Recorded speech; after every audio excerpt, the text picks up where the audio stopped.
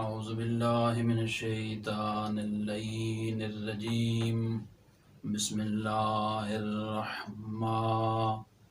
الرحیم الحمد للہ رب العالمین الصلاۃ والسلام علی اشرف الانبیاء والمرسلین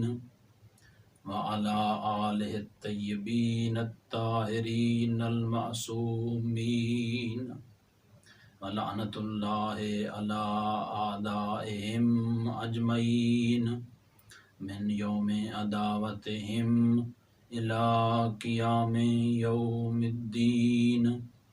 اما بعد فقد قال اللہ تبارک وتعالی فی کلامہ المجید وفرقانہ الحمید وهو اصدق الصادقین وقولہ الحق بسم اللہ الرحمن الرحیم یا ایہا الذین آمنوا کتب علیکم الصیام کما کتب علی الذین من قبلکم لعلکم تتقون۔ سامعین محترم، ناظرین محترم، السلام علیکم ورحمۃ اللہ۔ قرآنی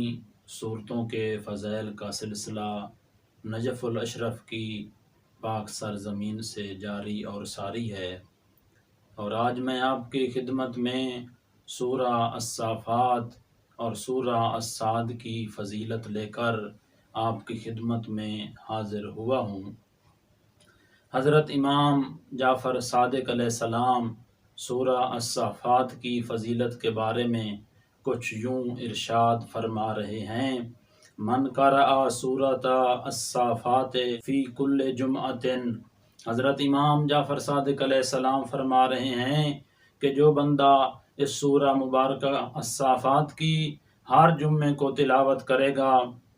لم یزل محفوظا من کل آفت، وہ بندہ ہمیشہ ہر آفت سے محفوظ رہے گا، مدفوعا عنہ کل بلیۃ فی حیات الدنیا۔ امام علیہ السلام فرما رہے ہیں کہ جو بندہ اس سورہ مبارکہ کی ہر جمعے کو تلاوت کرے گا، وہ دنیا کی ہر مصیبت اور آفت سے محفوظ رہے گا، کوئی مصیبت اور آفت اس کو نقصان نہیں دے گی۔ مرزوقاً فی الدنیا بأوسع ما یکون من الرزق، جتنا وہ رزق ایک بندے کو ذات پروردگار دیتا ہے، اس رزق سے اس شخص کو دگنا رزق عطا فرمائے گا جس شخص نے اس سورہ مبارکہ الصافات کی تلاوت کی ہوگی۔ وَلَمْ يُصِبْهُ اللَّهُ فِي مَالِهِ وَلَا وَلَدِهِ وَلَا بَدَنِهِ بِسُوءِ شیطان الرجیم وَلَا مِن جَبَّارِ الْعَنِیدِ۔ اس بندے نے اس سورہ مبارکہ کی تلاوت کی ہوگی، وہ شیطان رجیم سے بھی محفوظ ہو جائے گا اور ظالم کے ظلم سے بھی محفوظ رہے گا،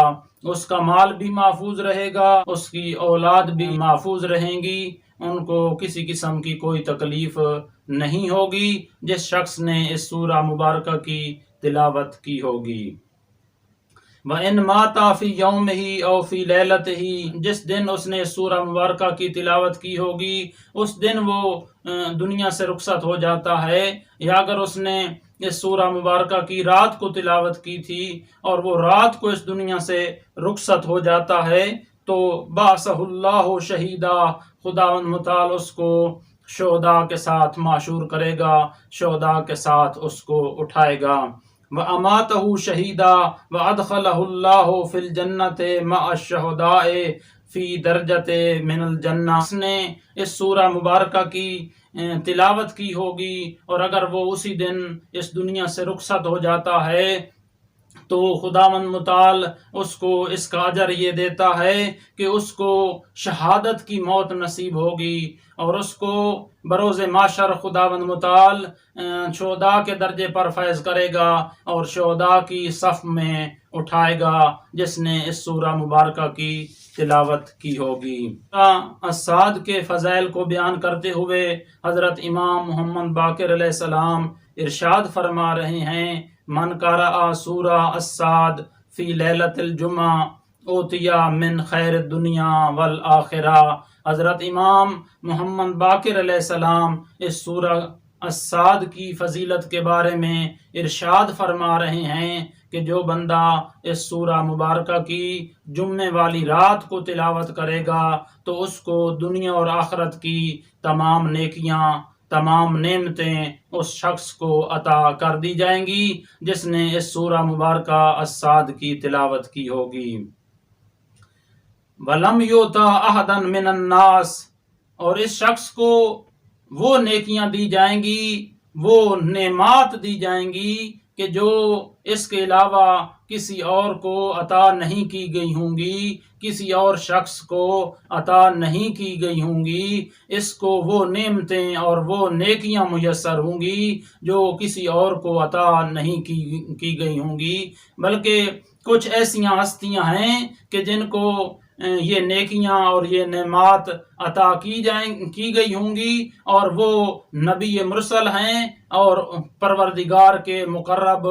ملائکہ ہیں کہ جن کو یہ نعمات عطا کی گئی ہوں گی۔ ان میں سے